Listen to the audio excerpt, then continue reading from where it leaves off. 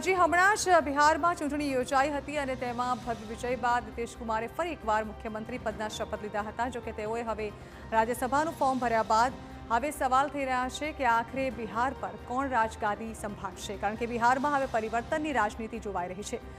ઉલ્લેખનીય છે કે આજે નીતિશ કુમારે રાજ્યસભા માટે આ ઉમેદવારી નોંધાવી અને ત્યારબાદથી જ એ શક્યતાઓ પ્રબળ બની ગઈ છે કે હવે બિહારમાં પહેલીવાર ભાજપમાંથી કોઈ મુખ્યમંત્રી બની શકે છે।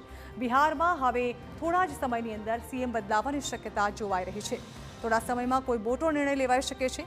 89 સીટ સાથે ભાજપ રાજ્યની સૌથી મોટી પાર્ટી અહીં ઉભરીને આવી હતી। જ્યારે ઇલેક્શનના રિઝલ્ટ આવ્યા ત્યારે આ તરફ ભાજપ હવે બિહારમાં પોતાનો સીએમ બનાવવા માંગતો હોય તો તેનો માર્ગ પણ મોકળો થઈ ગયો છે અને હવે એ લગભગ નક્કી મનાઈ રહ્યું છે કે ભાજપ આ અંગે કોઈ નિર્ણય લેશે।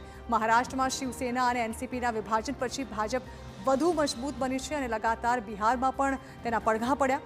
ઓડિશામાં સત્તારૂઢ બીજેડીને પાછળ મૂકીને ભાજપે સરકાર બનાવી લીધી છે અને હવે નજરો છે બિહાર પર। આ તરફ ગોવાની વાત કરવામાં આવે તો ગોવામાં પણ નાના પક્ષોના મદદથી શરૂઆત કરવામાં આવી અને પછી પોતે ધીમે ધીમે ભાજપ મજબૂત પાર્ટી બની ગઈ।